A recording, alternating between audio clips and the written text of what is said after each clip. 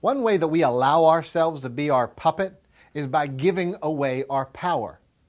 Imagine that I'm a superhero and I have my power source, and my power source is right here inside me.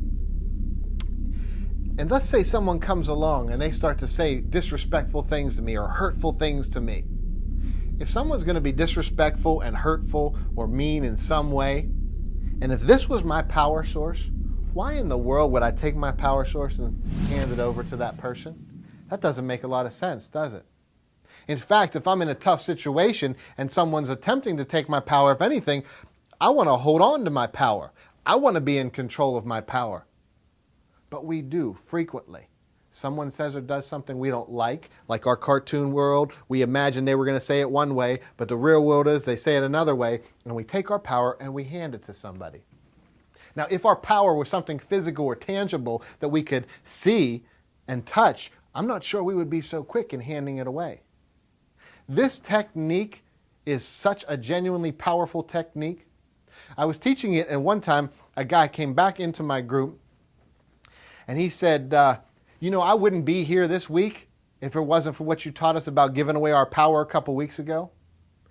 He said, I was outside my house, and I saw a guy who was in a rival gang of mine, and this guy stabbed me several years ago.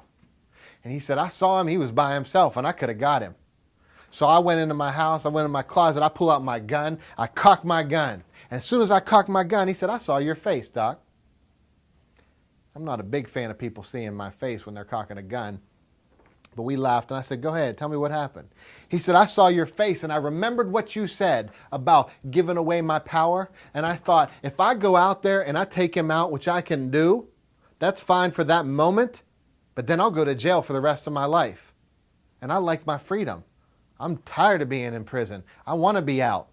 And if I go kill him, I will essentially give him my power so that he can determine what the rest of my life's going to be. And I thought to myself, I'm not giving him my power. I put my gun down. I went in my house. I closed the door.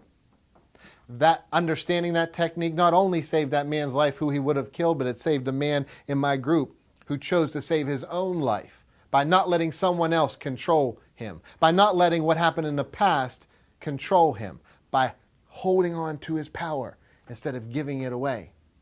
Sometimes we give our power away because of what's going on inside of us. Think about how hunger, thirst, fatigue, stress impacts your body. Sometimes when those things are going on, our decision making is very different.